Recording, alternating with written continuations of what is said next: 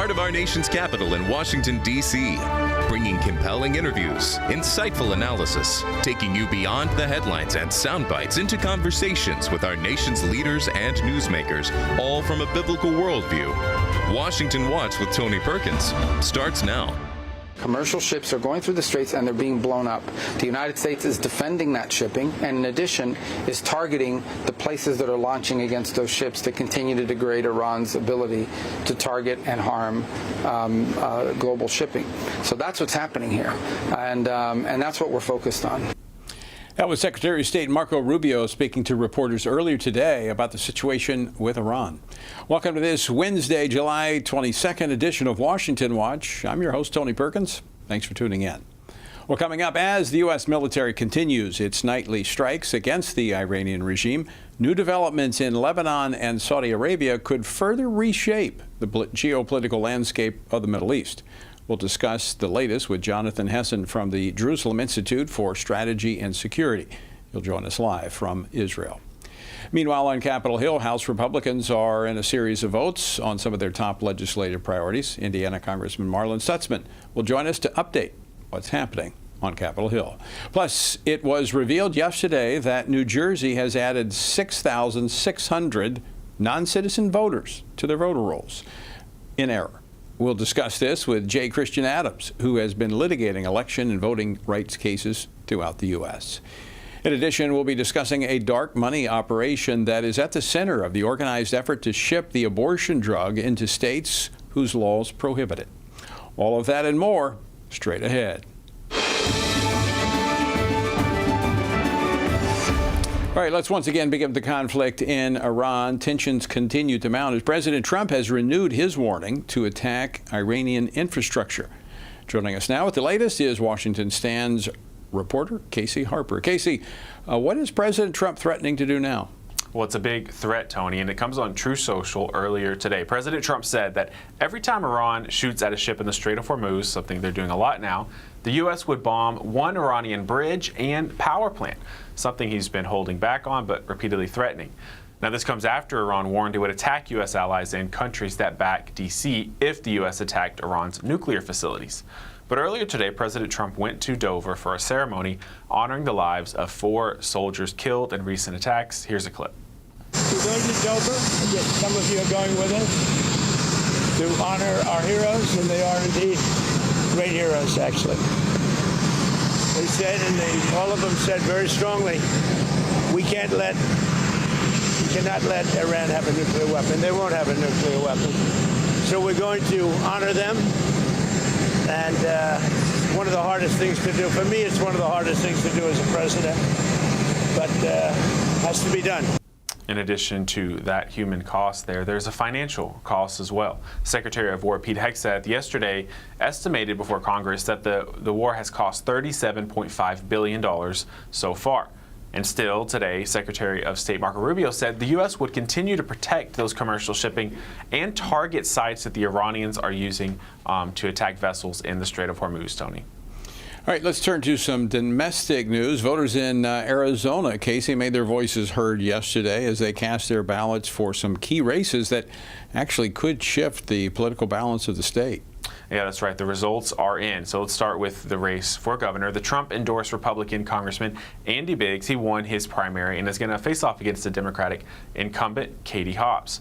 Another Trump-backed candidate and a former NFL player, Jay Feely, he won the Republican nomination for Arizona's 1st congressional district. Now, this one's considered a major toss-up, one that Democrats are kind of eyeing and hoping to flip in their favor. Now, in a race to replace the outgoing Congressman Andy Biggs, that former sheriff, Mark Lamb, who was endorsed by President Trump, won the Republican primary despite some lingering allegations there. And lastly, in Arizona's 4th congressional district, Democratic incumbent Greg Stanton successfully defended his seat against a primary challenge from a Democratic socialist, Kai Newkirk. So finally, the Democratic socialist took a loss, which is something that kind of bucks the trend, Tony. Well, speaking of elections, I mentioned this earlier, hundreds of non-U.S. citizens in New Jersey actually voted illegally after over 6,000 were reportedly accidentally added to the state's voter rolls. How'd this happen? Yeah, something that we're told never happens seems to keep happening quite a lot. So after reviewing New Jersey's voter rolls, the Democratic governor admitted that 400 non-citizens have cast ballots illegally since 2023. The governor said this happened because of a software error in the DMV system. I guess, the DMV is not very reliable, shouldn't ever be trusted for something as important as voting. But here's a clip of the governor explaining what happened in a press conference yesterday. A serious software error in New Jersey's motor vehicle system led to the improper voter registration of what we believe to be roughly 6,600 people in our state. In the case of this error, some individuals indicated that they weren't citizens and weren't eligible to vote, but the software registered them anyway. Now, the governor said her chief counsel is, of course, launching an investigation into how this happened, and she couldn't resist the opportunity to go after President Trump, attacking him on the election integrity issue. But Tony, I guess the DMV, the lines, maybe it was them this time. Well, it's the computer. It's the computer error. Right. All right, shifting to some other news. The Trump administration continues its anti-fraud effort. Casey, walk us through the latest on that front. Yeah, that's right. The Trump administration's really been cracking down on this and highlighting a lot of pretty disturbing examples of fraud seemingly every day. There's a new one. In this case, Department of Health and Human Services announced that the Centers for Medicare and Medicaid Services, known as CMS, they're holding back over $867 million from California and another $200 million from Minnesota, both states that have been under the microscope for fraud. Now, HHS Director Robert F. Kennedy Jr., he pointed to this suspected fraud in these two states as the reason for holding it back. But it's not just that. We've heard from the administration that these states are actively really not doing what they could to crack down on the frauds themselves. And so the administration says, hey, we're not going to keep giving you this money as long as you're really facilitating the fraud. Now, in another separate announcement, the Treasury Department announced what they found after their new government-wide payment verification process. Now, it said that the screening has identified more than 4,900 payments worth approximately $99 million that were associated with deceased payees. Now, those payments were returned to the originating federal agencies for review before any funds were dispersed, but you have to wonder how long those millions were going out to those for those deceased, Tony. Fraud. Yeah. And waste. Right. All right, Casey, thanks so much for the updates. Thanks, Tony. All right, I want to go now to the House of Representatives, where members have been in a series of votes. Joining us now to give us an update on what's happening on Capitol Hill is Congressman Marlin Stutzman, a member of the House Freedom Caucus. He represents the 3rd Congressional District of Indiana. Congressman Stutzman, welcome back to Washington Watch. Thanks for joining us. Hi, Tony. Great to see you. Thanks for having me. All right. So what I know I was up on the Hill earlier today, a lot happening. What votes have taken place thus far this afternoon? Yeah, so we did vote on the NDAA, the defense authorization, and then as well as the budget reconciliation package with the Save America Act in it. And then we also passed a piece of legislation that would ban insider trading with members of Congress, along with the Save Act as well. So we're passing the Save Act twice in 2 different bills, hoping that this gives us a real chance in the Senate to pass it. This is President Trump's top priorities in making sure that our elections are safe and secure, and that we know that illegals aren't voting in our elections. Just like we saw yesterday, that was announced up in New Jersey. The governor of New Jersey announced that 6,600 illegals were registered to vote in New Jersey. So, just imagine what it's like in states like New York or California or Illinois. And so a lot was done in the House of Representatives. We've done our work. Now it's time for all of these things to go over to the Senate and for Senator Thune and the Senate Republicans to figure out how to get these really important pieces of legislation across the finish line.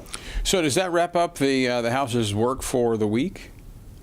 Possibly. There is a rumor that there might be a War Powers Act vote tomorrow, but we haven't received final information on that. But yeah, all of the major pieces of legislation have been passed. We also passed a clean continuing resolution on our budget, so that would extend our budgetary activity through December, past the election. We did that early to show the American people that, Republicans in the House are not interested in shutting the government down.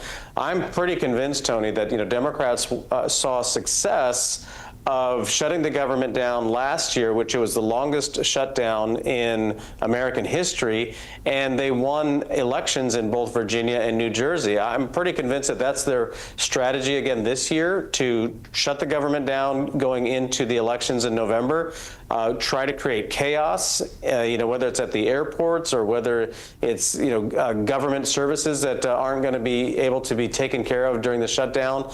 They want to, again, find a way to, wrestle power back from Republicans, but also to embarrass President Trump in the way that he's governed. So this is a really unfortunate situation. They are again saying that they're not going to support the CR because it has funding in it for ICE and for Border Patrol, which we funded out for the next several years through the Big Beautiful Bill earlier. So we've got a lot to tackle over the next couple of months to try to just do the right thing and govern correctly.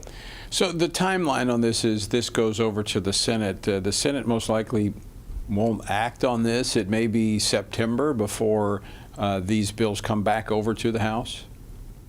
Yeah, very possible. The Senate is in next week. They do have the chance to try to maneuver several of these pieces of legislation through the process. The CR is probably the most important piece. That way the government doesn't shut down come October 1st when the budget year expires. So that's going to be a very important piece for Senator Thune and Senate Republicans to figure out how they're going to keep the government open and not just be forced into a shutdown by the Democrats. And then, of course, the reconciliation package that we passed has the funding in it for the military, for the Iranian backfill for artillery, but also for forward-looking operations, especially when it comes to drones and shipbuilding, which we're way behind on both of those in both of those spaces compared to China, Russia, and even Ukraine when it comes to drones. And then, of course, the NDAA has a lot of those pieces in it for our military. We, fell way behind on our military operations during the Biden era and even out of the Obama era, where the military was cut pretty dramatically. And so this is a forward-looking investment to rebuild our military, Golden Dome and F-47s as well, the next generation fighter jets that are sitting there waiting to be funded. And President Trump is intent on making sure we have that investment done for future generations to defend the United States. Marlon, we just have about a minute left. I want to get your reaction to President Trump's meeting yesterday with Lebanon's president. I mean, this is a historic meeting. It absolutely is. And, President Trump is a strong negotiator, strong diplomat. Of course, with Marco Rubio as Secretary of State, I really trust Marco's his instincts there in the Middle East when it comes to making sure that our ally and greatest friend Israel is not left hanging out to dry in any of these circumstances. Of course, getting something resolved in Lebanon, defeating Hezbollah. Hezbollah is just simply an extension of the IRGC in Iran. And so that's why it's so important to stand with our ally Israel and other allies in the Middle East that also want to see the IRGC disposed of. Marlon Stutzman, thanks for joining us. Always great to see you.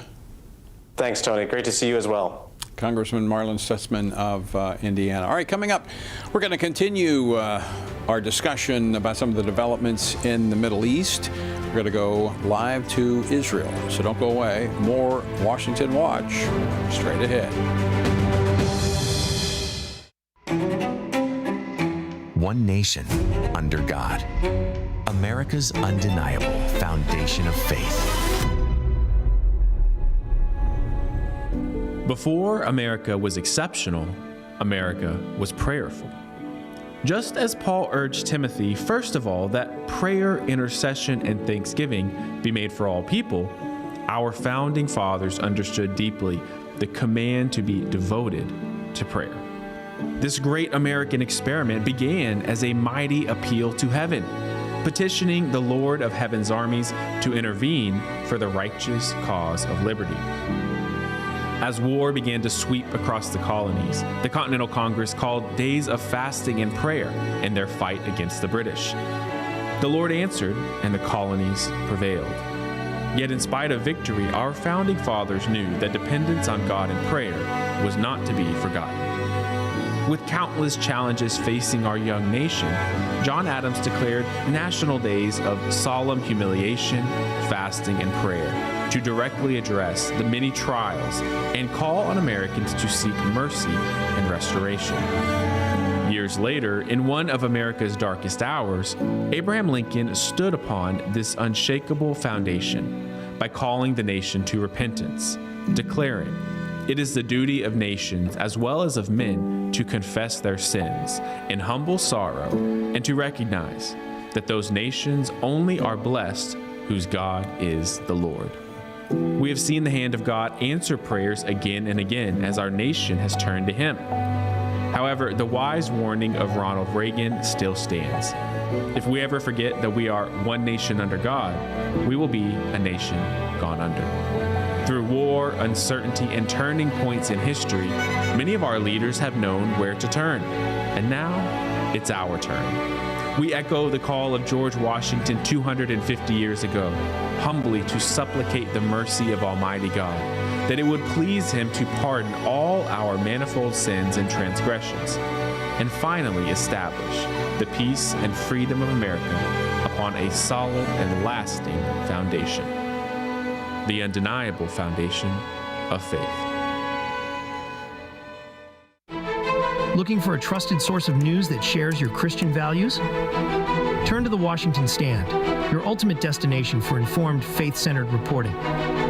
Our dedicated team goes beyond the headlines, delivering stories that matter most to believers. From breaking events to cultural insights, we provide clear, compassionate coverage through a biblical lens.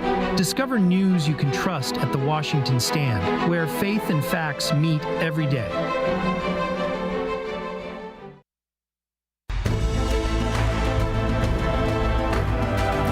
All right, welcome back to Washington Watch. Thanks for tuning in.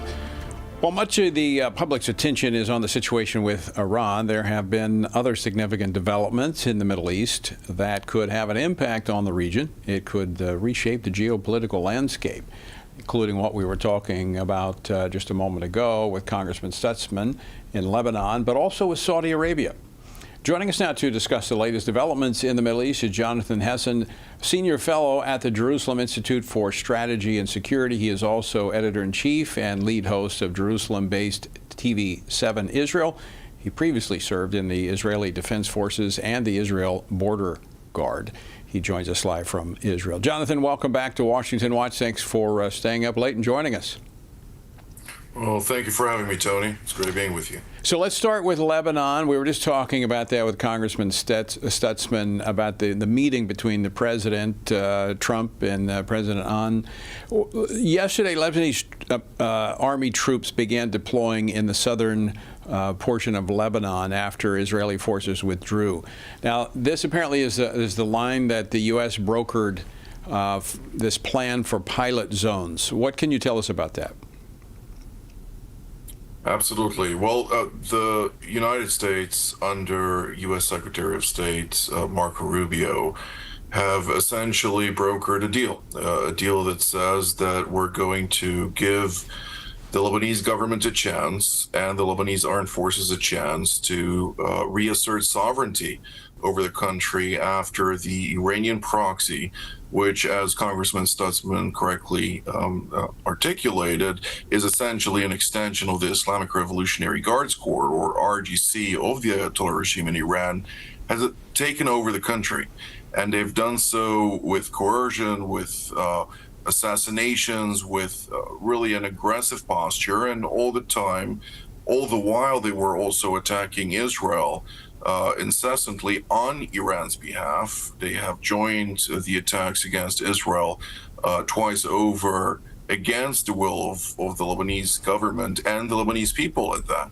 And therefore, now we're seeing this new option where we want to be very optimistic about, where the IDF essentially, as President Trump had mentioned during his meeting with his Lebanese counterpart, Joseph Aoun, is redeploying to new defensive lines in order to allow the Lebanese armed forces to enter and essentially start degrading terror infrastructure that was created there for the past 2 to 3 decades by this Iranian proxy Hezbollah.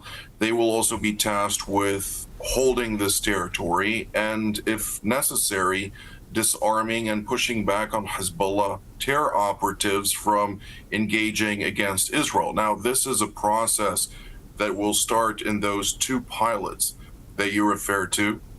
It should take some time, but there is a very clear timetable for this to succeed. Now, of course, everything and all the various developments need to conform with the intentions of the Lebanese government and the Israeli government to ensure that Lebanon does no longer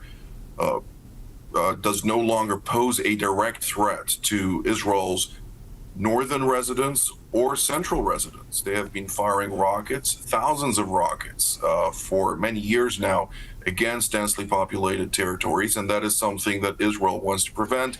The United States has taken the initiative here and has managed to really concoct a new opportunity for a new horizon for this country.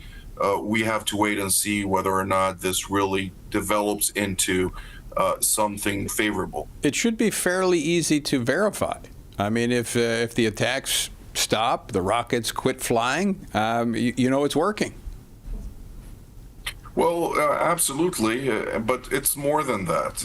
I mean, the Iranian proxy Hezbollah is quite weak at this point in time. They have been heavily battered by the Israeli Defense Forces, by the Israeli Air Force, and let's not forget also the beeper operation and the walkie-talkie operations that took place in November of 24 that essentially brought Hezbollah to its knees. The elimination of its renowned Secretary General Hassan Nasrallah, who was essentially the core or the principal advisor to the Ayatollah regime on how to fight Israel on the 27th of November of that same year. So there's a lot being put into this position where Hezbollah is at a very weak spot, but it will continue to try and reinvigorate itself. The Lebanese armed forces are now in a position to showcase whether or not they can handle this very real challenge. It's going to be a sea change. I mean, it would be so nice to have a friendly neighbor on your border, and that's quite possible. I want to shift gears here. We just have about 2 minutes left. President Trump reportedly has approved an agreement with Saudi Arabia. Now, this is not final. It's got to go through Congress and others, but potentially providing the kingdom with uranium enrichment capabilities. That has to be somewhat concerning, I would think, to Israel.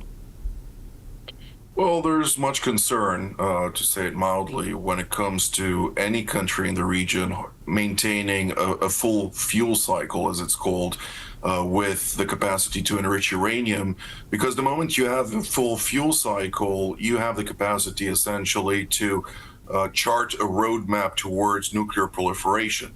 Now, Secretary of State Marco Rubio has mentioned, speaking about this in Manila, on the sidelines of the ASEAN conference there, that the United States would never sign on to any type of agreement that would chart the way to proliferation. But this is a 30-year deal, and it's plenty of time for shifts of policy, something that Israel also needs to take into account. There are deep concerns here about this move. So Jonathan, are the Saudis running out of oil and they need nuclear energy now? Is that the deal? Well, you tell me. Last I checked, they have plenty of oil, and Aramco is doing pretty well. And you can have nuclear capabilities without having the ability to enrich uranium. And many countries have that. They have civilian nuclear programs for energy, but they don't have the ability to enrich uranium. And right, I think you got to be very careful where that's at, because just as we're seeing with Iran, it can become a leverage to keep the rest of the world hostage, because you never know what's going to happen. The Middle East is very, very unpredictable. Jonathan, thanks so much for joining us again. Thanks for staying up late and joining us from Israel. Anytime, Tony. Thank you. All right. Have a great evening. All right, folks, another thing to put on your prayer list. All right, don't go away. We're coming back with more Washington Watch after this. The Stand Firm app brings trusted Family Research Council resources together in one place. Stay informed with news articles from the Washington Stand, watch interviews from Washington Watch, explore courses produced by FRC, and find many other resources to equip you to engage culture and government from a biblical perspective. Download the Stand Firm app today by texting APP to 67742 or by searching for Stand Firm in your app store. Have you noticed the upsurge in gambling ads? How could you not? The ads are big, bold, shiny. They virtually glitter with gold. Well, fool's gold, because as they say, the house always wins. But some lessons are easily forgotten, and nowhere is this more evident than the rise of the sports betting industry. Since 1992, 39 states and Washington, D.C. have legalized sports betting, and as a result, more than $600 billion has been wagered on sports since 2018. Now, Christians should be instinctively concerned about the latest growth in gambling. For one, gambling profits are often losses for those least able to afford them, causing unnecessary friction within families. Secondly, it's inherently exploitative. The gambling industry necessarily harms one person to benefit another. Gambling offers me the chance to gain at your expense. For me to win, you must lose. But even if I win, I lose the dignity and satisfaction of earning what I have. By greenlighting gambling, cities and states across our nation take the short-term gain of a little extra revenue for the long-term loss of strong communities. States think they're winning when in the long run, really, they are losing. Remember, the house always wins. Follow Family Research Council's news outlet, The Washington Stand, for more stories that speak out against policies undercutting strong families and strong communities. Because the only house that truly wins is a house built on a solid rock, God Himself. All right, welcome back to Washington Watch. The website, TonyPerkins.com. Also, let me encourage you, if you've not yet downloaded the Stand Firm app, that will give you access to Washington Watch and the Washington Stand, our news and commentary from a biblical perspective, plus my daily devotional Stand on the Word. Download the Stand Firm app. Go to the App Store and download the Stand Firm app. All right, as I mentioned at the top of the program, New Jersey's governor announced yesterday that about 6,600 non-registered or non-citizens were actually registered to vote between June of 2023 and June of 2024 due to a, quote, serious software error. Now, her admission comes less than a week after Homeland Security Secretary Markwayne Mullin sent letters to New Jersey and 3 other states warning them about tens of thousands of non-citizens who are illegally on the state's voter rolls. Now, despite the discovery, Governor Sherrill maintained that that President Trump has zero credibility on the issue of election integrity. But don't thousands of non-citizens on the voter rolls suggest he does? Joining us to talk about this and more is J. Christian Adams, President and General Counsel of the Public Interest Legal Foundation. Christian litigates election and voter rights cases throughout the United States and was a member of the President's Advisory Commission on Election Integrity during the first Trump administration. Christian, welcome back to Washington Watch. Thanks for joining us. Hi, Tony. All right, can you go into a little bit further of what happened in New Jersey, this computer error? Yeah, when you register to vote at motor voter sites like DMV, you get a screen. That's the law that says you want to register to vote. And oftentimes, people want to hurry and they hit the screen, they hit yes, they hit no. But there's a big question. It says, are you a U.S. citizen? What happened in New Jersey was people were marking no, I'm not a U.S. citizen, but New Jersey is still putting them on the voter rolls. Look, only 6,600, only 6,000 non-citizens. In Pennsylvania was 10 times worse. The exact same thing happened in Pennsylvania. We uncovered this a decade ago. Pennsylvania admitted to it, that it was a software glitch. The person who designed the Pennsylvania system must have moved to New Jersey, because the same thing started happening there. Yesterday, when the governor had her press conference, she sounded a bit dismissive of it, saying that there's no evidence at this time that any elections were swayed because of those voters. Now, they know that about 400 of those voters, or those individuals who registered illegally, were voters. But I looked up in New Jersey elections, and there's at least 10 New Jersey elections that have been decided by 25 votes or fewer since June of 2023. I mean, there's all kinds of races there that have been narrowly decided. So, I mean, this could have made a difference in some of these elections. Well, some New Jersey votes were tied. The Public Interest Legal Foundation has a tied election database, almost like 900 elections around the country, Tony, that ended in ties, so it really matters. Look, this is a retreat position that the governor is using now, because before this was discovered, it was like, there's no problem with non-citizens on the voter rolls. That's what always happens here. The left always has to keep retreating and come up with a new story, and now the new story is, oh, well, we don't think it made a difference. Yeah, okay. In another era, everybody would be mad about 6,000 non-citizens on the voter rolls. They wouldn't be making excuses. They'd be making fixes. And it's interesting. She responded to Homeland Security Secretary Markwayne Mullin's letter. She said, "We responded. The state has asked the administration for any evidence of there being that many non-citizen voters on the. How did they get that information? Well, I mean, they just revealed the fact that they have 6,600 on the voter roll. So that should validate the fact that the federal government is asking the right questions." Yeah, and they ought to ask the right questions in Pennsylvania. The Public Interest Legal Foundation had to sue Pennsylvania because they admitted they had tens of thousands of non-citizens because of the same exact sort of glitch. And Pennsylvania played hide the ball. Pennsylvania didn't want to come clean about what they did to cause the problem, what they did to fix the problem, and really nobody is ever held accountable in Harrisburg. Now it's Trenton, now it's New Jersey, and so the same problem is repeating. We know it happens all over the country. We've been publishing reports on this for over a decade of non-citizens getting on the rolls. It happens. It doesn't mean it's a conspiracy, but it's something we all ought to want to fix.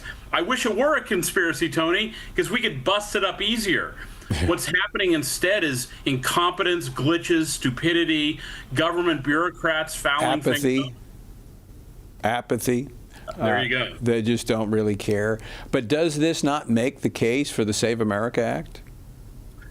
Well, I mean, look, it shows there's a problem, and it shows the one way to fix it. It's real simple.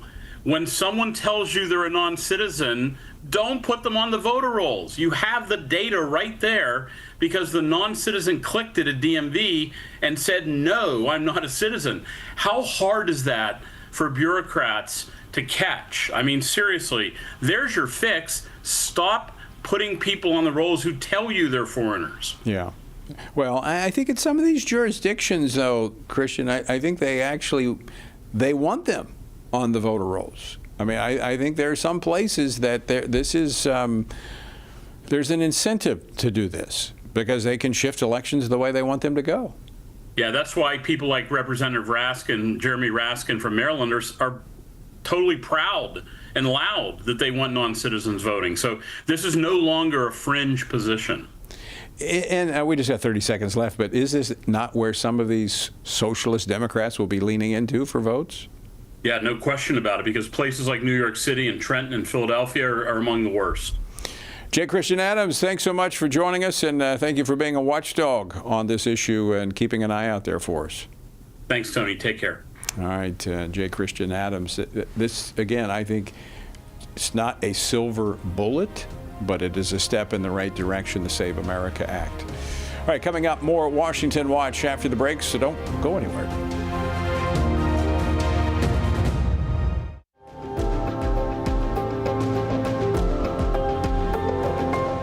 The family is the oldest, most tested, and most reliable unit of society. It is divinely created and sustained. And yet, there are those who are always tampering with its values and structure. That's why we need organizations like the Family Research Council that can effectively defend and strengthen the family. Family Research Council began over 40 years ago, like all great movements of God, with prayer. Today, rooted in the heart of the nation's capital, FRC continues to champion faith, family, and freedom in public policy and the culture from a biblical worldview. FRC is one of those bright lights that helps us focus on true north. And I shudder to think, had they not been here, that it could have been worse. The Family Research Council has literally millions of people that follow what they do.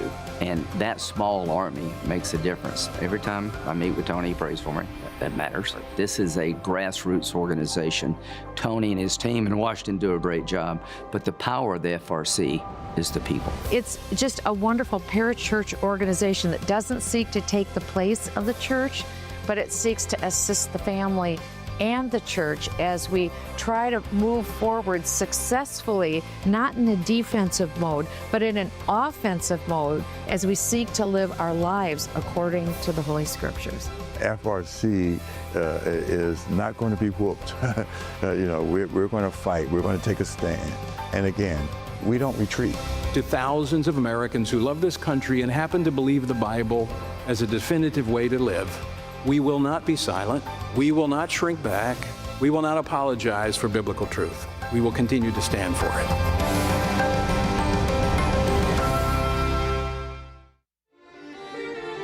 What is God's role in government? What does the separation of church and state really mean? And how does morality shape a nation? President John Adams said our Constitution was made only for a moral and religious people. It is wholly inadequate to the government of any other. Join Family Research Council for God and Government, a powerful series that explores the connection between biblical principles and the American government, equipping you with truth to engage in today's most pressing debates. We'll uncover the foundations of our nation's history and why it's relevant for today. Join us to defend God's plan for government, because faith and freedom were never meant to be separate. You can view the course at frc.org/godandgovernment or on the Stand Firm app.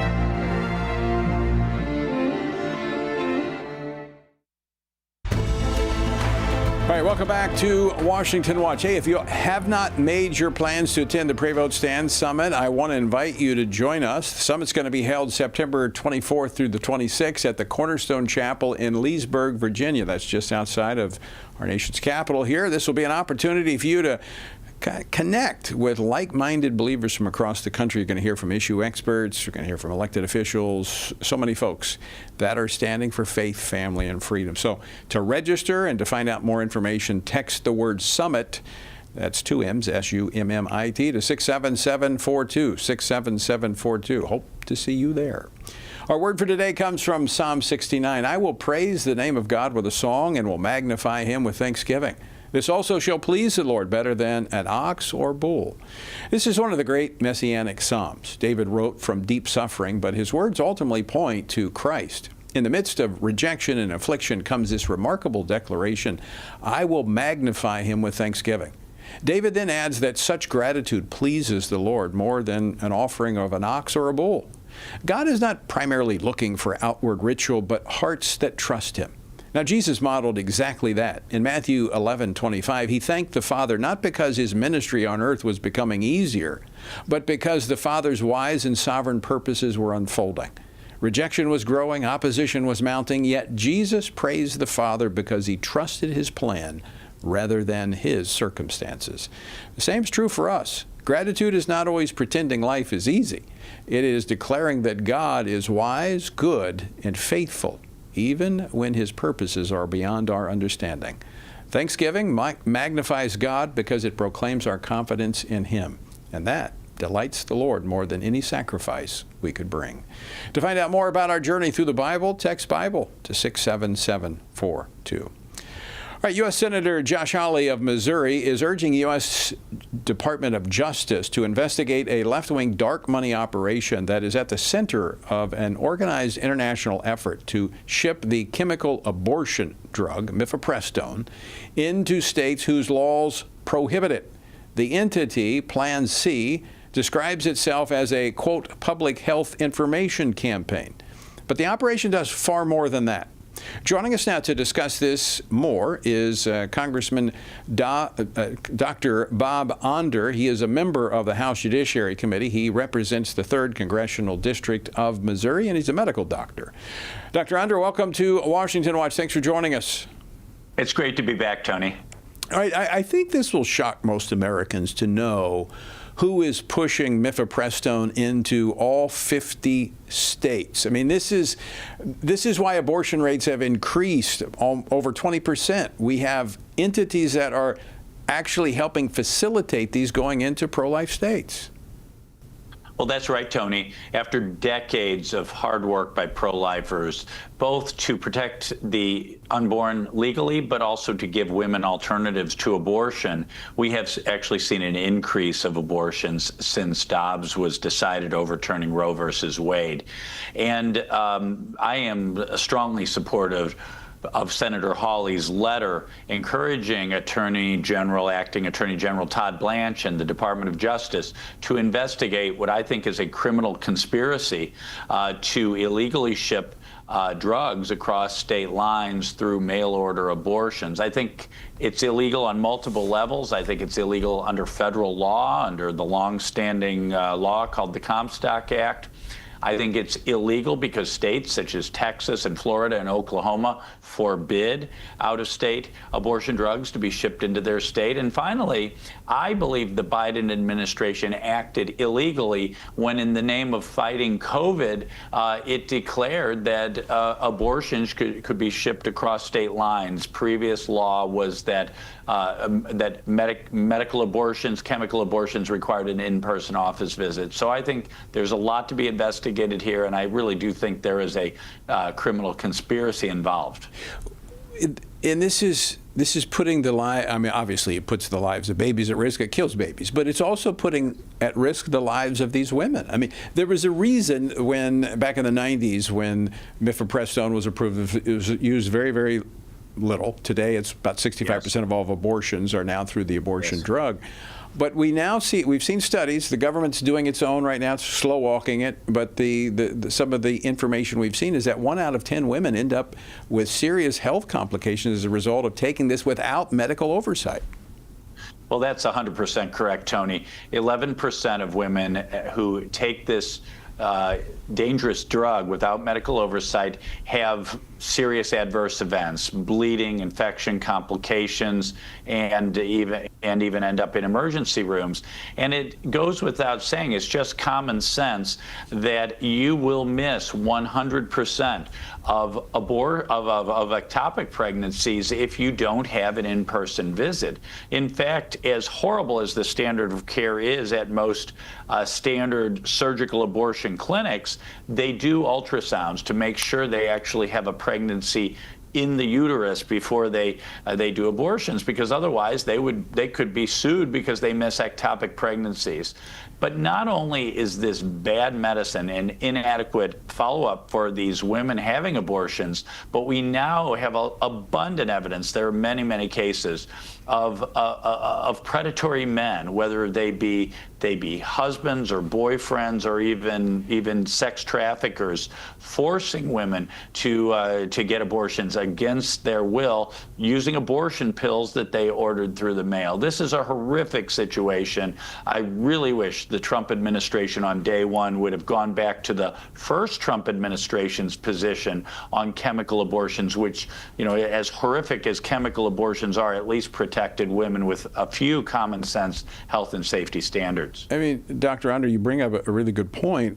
I mean, the government is complicit in this. By you talk about that there, and we know this because the documents are coming out. In fact, just recently there was an Army captain who gave this to a junior enlisted female that he impregnated. He was convicted, so we know it's true. that's being facilitated by policies in place by this administration. Yes, that's right. I mean, look, since Ronald Reagan, whenever the party in charge in the White House changed, pro-life Republican presidents or pro-abortion Democrat presidents would sign a whole pile of executive orders reversing the policy of the previous administration. And for reasons that I still don't understand, the Trump administration has stuck with the really bad Biden administration policies rather than going back to the common sense policies of the first Trump administration. No, I've talked repeatedly to the administration, but it is really time to end this just rampant law breaking that's harming women, it's killing babies, and it's just bad medicine. Yeah, I mean, we've got to take it out of the realm of politics. Not only is Amen. it bad medicine, putting the lives of women at risk, taking the lives of unborn, I would argue that it is a moral and a spiritual issue that is putting our nation at risk as well. I agree with that. And now some of these mail-order abortion outlets are even encouraging women to just have some abortion bills on hand for future reference. It's just horrible. This Plan C organization, Plan C organization that facilitates this criminal conspiracy. They also have a swag shop where they sell onesies, where promoting where they have newborn babies promoting abortion. It's just horrific. It's I would say demonic. Demonic is the word. That we would move into that. We would have someone moving into that realm to celebrate the taking of unborn children. Dr. Bob Onder, I want to thank you for joining us today, and I want to thank you for your leadership on Capitol Hill, your courage, your boldness to speak out, and also helping lead the pro-life caucus there in the House. We appreciate you greatly. Thank you, Tony. Keep us in your prayers. All right, will do. All right, I want to continue the conversation about this dark money operation Plan C. I want to dive a little bit deeper into this because there's more here that I think you're going to be shocked. So if you're easily shocked, don't watch. All right. I mean, but this should shock the conscience of America, as Dr. Onder was just talking about, the stuff that they're doing. So joining us now to unpack this further is Suzanne Bowdy, editorial director and senior writer at the Washington Stand. Suzanne, thanks for joining us. Now, most Americans haven't heard of Plan C. No. But it's been around for more than a decade. Right, and we all owe Senator Hawley a debt of gratitude for exposing them, because this is a well-funded, well-organized organization that is literally, its whole purpose is to defy federal and state law and to make sure that abortion drugs are available in all 50 states. It is absolutely unconscionable what they're doing, and their website acts as a step-by-step guide for how users can break the law. So they don't actually distribute the drugs. So they're like a middleman. They're like the street level They're drug a matchmaker, dealer. right? A middleman drug maker on the streets who's saying, "Hey, you want a drug in a place like Texas or Louisiana or Georgia," which they brag about providing connections to those states, which, as we know, are very pro-life states with pro-life laws. Then you can come to this site, and I think actually we have a picture here for the viewers online. But you can go to the site Plan C Pills, and the first thing you'll see is a box to say, where are you looking for pills in what state, U.S. territory. If you plug in, for instance, Louisiana, where we know that the abortion pill is outlawed, they will provide you with 18 areas and providers that will give you the abortion drug. It can be an online, it can be a community group, it can be from the U.S., it can be outside the U.S. You'll notice you can compare by how much it costs. You can compare by when it will be delivered by. You can compare by how late will they give you this pill in your pregnancy. Exactly. It is a mail order option for you to get a drug to kill your unborn baby, or men, as Senator. So do they require a driver's license to validate? No, there's absolutely no verification. And one of the very problematic parts about this is, in no other area of U.S. healthcare do we encourage people to import drugs from places like India, where there's no oversight, no regulation. Well, actually, we're trying to keep them out. Right. I mean, that's why we've been blowing up boats. Right. If you're using that kind of drug. But I mean, that's what we've been doing to keep this stuff from coming across the border. I mean, this was a part of the justification. I'm not saying I'm not for it, but what happened on the southern border was not only to keep illegal people from coming into the country, but it was also to keep Chinese drugs from coming into this fentanyl from coming into the country. Which we can't verify if they're safe. They could be laced with something, they could be fake. There have been women that have gotten the abortion pill from India who've had serious complications. The abortion drug that's approved by the FDA is dangerous enough, but now what we're doing through these websites is opening the door to other countries to take advantage of our women I'm sure on the they're cheap. all honorable people that are sending these drugs into the country, and they would not do anything to harm life. Right, but one of the most disturbing things about this website also is that they coach their users on how to bypass the law, break the law like they're doing by providing this information. And they say, hey, you need to protect your digital footprint. You need to use encrypted emails or messages or things like that. And then they downplay the fact that this is actually illegal and say, oh, less than 1% of people who've shipped the abortion drug to their home get caught. So they're actually providing a major disservice. It is, as Anders said, a criminal enterprise. It needs to be shut down. He mentioned the swag. Oh, this is one of the most disturbing things I've ever come across in writing for the Washington Stand. I did a deep dive into their website. I looked at their annual report, the things that they're doing. But the thing that made my stomach turn the most was they actually have a merchandise store. And among the things that you can do, you can order fanny packs, you can order water bottles, you can order hoodies that say abortion pills by mail. But the most disgusting thing that they offer is an infant onesie that says abortion pills are for everybody. Now, what parent is going to put a baby in what is essentially a marketing sandwich billboard for a procedure that takes the lives of other unborn children? It is, as you said, demonic. It's so brazen. It is. But it's sick. But they're getting by with it. They are getting by with it, and part of the reason is probably because the Trump administration hasn't really been investigating groups like this. They haven't been interested. They're afraid to. Right. They haven't been interested in upholding. They're afraid of the political fallout. Yep. They've been uninterested in upholding the Comstock Act. They care about this as a states' rights issue, which guess what? The states had a right to outlaw abortion, and it is a states' rights issue. If they do believe it's a states' rights issue, then they would enforce the Comstock law, and they would change the rims for mifepristone at the FDA. Right, and I think Todd Blanche does have an opportunity here. He sat before the Senate committee for his confirmation hearing and said, yes, I understand your concerns. I share your concerns. I think the Biden policy was wrong.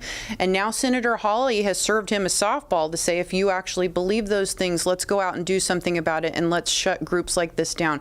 This is an organization that is linked to by 4,000 websites in America. The big name drug manufacturers of mifepristone all point to Plan C as a place for people to go to get their abortion drugs. So this is not just some small little group that's out there connecting people to the drugs. Some very left-wing groups, George Soros is behind it, some other smaller foundations, people that would be probably not familiar to a lot of Americans, but it is a leftist-driven group. And they are coming for communities like yours that are red states that have passed laws democratically that voters are in support of to outlaw the abortion drug. And they're going to do what they can to bypass those laws. And as I mentioned, and they're proud of it. As I mentioned to Dr. Onder earlier, abortion rates have gone up in this country. Most people don't know it. Right, and in fact, we've polled people in America. FRC has to say, hey, did you know this is actually a thing? No, less than 20% know that abortion has gone up in the age of chemical abortion and in the age of Trump, unfortunately, not enforcing a law that he enforced in his first term. About 65% or more of abortions now are being done by this pill. And it's only going to be more as groups like this connect people to the easy. The industry is moving to an Amazon business model. It is. And that is being facilitated, again, by the federal government's policy by not enforcing the Comstock Act, which prohibits these types of pills being sent through the mail. And how many other groups like Plan C are out there doing this that we don't know about? It's a very scary prospect. You can read Suzanne's article at the Washington Stand, by the way. Suzanne, thanks so much for joining us. Thanks, Tony. All right, folks, check it out. Go to the Washington Stand. Better yet, get the Stand Firm app, and you'll have it right there in your hand. All right, until next time, I leave you with the words of the Apostle Paul, who says, when you've done everything you can do, when you've prayed, when you've prepared, and when you've taken your stand, just keep standing. Washington Watch with Tony Perkins is brought to you by Family Research Council. To support our efforts to advance faith, family, and freedom, please text GIVE to 67742. That's GIVE to 67742. Portions of the show discussing candidates are brought to you by Family Research Council Action. For more information, please visit TonyPerkins.com.